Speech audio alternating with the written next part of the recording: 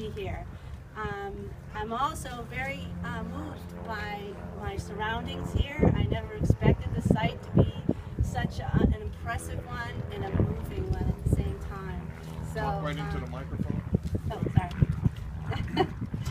So I'm very pleased that I can give you the beginning years of George, because I think all of you may know a lot about him in San Diego, but he has a lot more history that was good in his development years in Medfield.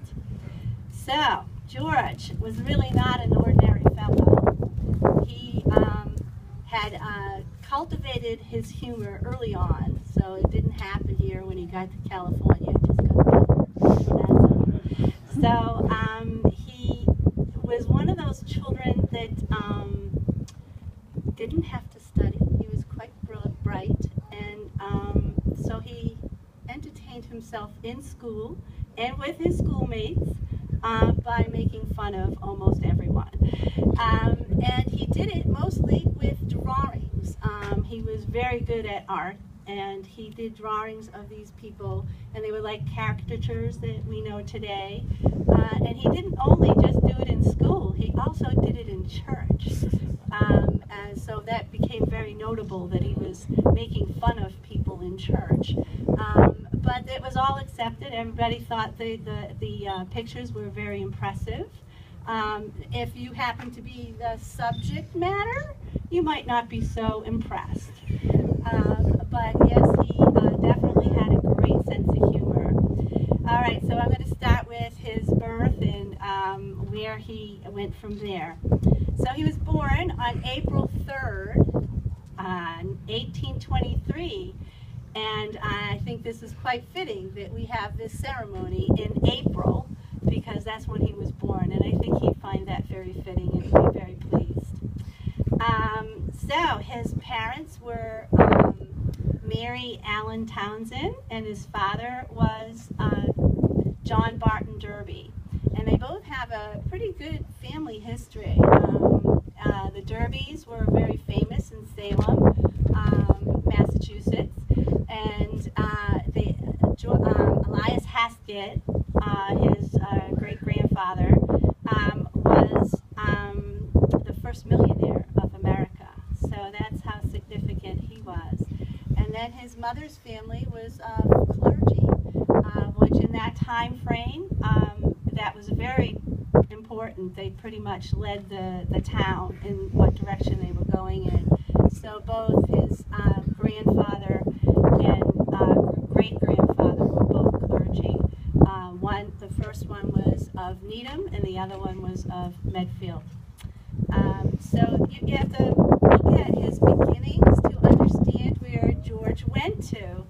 So his father and mother were married in 1820, and they stayed together for only 3 years. And that's because John Barton-Derby got involved in the Jackson campaign and was offered a position in the custom house in Boston, and decided that that was important and he wanted to follow through with that. And so he left the family after only 3 years. That actually was the year that George was born. So he pretty much was fatherless most of his life. His grandfather died about 3 years after that, and then all of his mother's family moved in with him, and his mom and his sister. And that ended up that George lived with 5 females, and he was the only male. I think he had to gather some humor with that, and to be able to live with that many females at one time, and I'm sure some of you guys would agree with that. So, anyways, he really did keep developing that humor. He was, it seemed to be more important to him to have that humor than it was to make all the relationships with people. He had one major friend through school, and he went to the Medfield Center School, and he had this one seatmate that was with him, which was Charles Adams. And this man actually later in years sat down and wrote a profile on George. And that's how we know so much about George when he was in his school days, because he put all of this together. So we know that he really used his humor. The teachers also weren't overly pleased sometimes that he was acting up in class. Some thought some of it was funny and others did not. So he kind of had this through all of his life, and I think anybody that knows him or has read about him knows he has both this serious side and the funny side, and sometimes those conflicted. And it happened in his early years, it happened in his military history, it happened all through his life. But he stuck with the humor. He thought that was very important.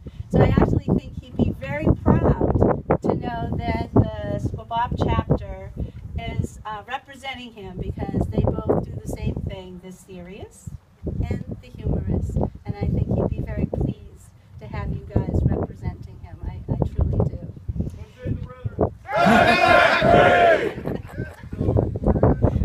All right.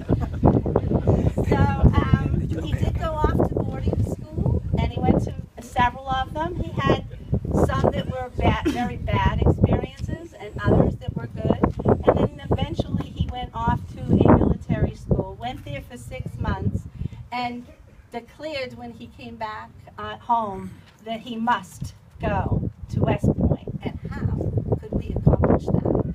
And so he set his mother to the task, and his mother was very happy to follow through with this. It wasn't the kind of thing a woman would have done in that time and era, but she did. She went follow through, and what she did was contact all her known prominent people that have been connected in their family. One such person was John Quincy Adams, and why she contacted him is because her father, Horatio Townsend, studied with John Quincy Adams, and they studied to be lawyers together, so they were classmates, and they spent a lot of time together and were very, very close friends. So he did write a supportive letter for George to attend West Point. There were several other prominent, a lot of scholars. She collected some from the Derby family, because the Derby family was still known as a very significant family. And so he then did enter West Point. That was in 1942. By 18. And don't move that one. It was 1842, and he graduated with a class of 1846, which was quite a notable class. It had George McClellan in it, Pickett, Stonewall Jackson. So this is a very well-known graduating class from West Point. So he was pretty connected with a lot of people that became significant later on. So after West Point, he was first assigned to ordnance before he became a topographical engineer. But it was only shortly after that that they reassigned him to the topographical engineers of the U.S. Army. And shortly after that assignment, he was sent to Mexico to serve under General Scott. And with that, he also ended up fighting in the Battle of Cerro Gordo. And that was a very bloody battle, and it was a very tough one. And but the enemy did end up retreating. And the one thing that happened with George was, as they were retreating, they turned and decided to shoot off one more volley of fire, and a bullet went right into his thigh, and it went around the bone and up, and they said it was too dangerous to remove that bullet. So he carried that bullet around in his leg for the rest of his life. And that's about as far as his beginnings were. And if any of you ever have any more questions, I certainly would be happy to answer them. And if you're ever out in the Medfield area, please do stop by the Dwight-Derby house.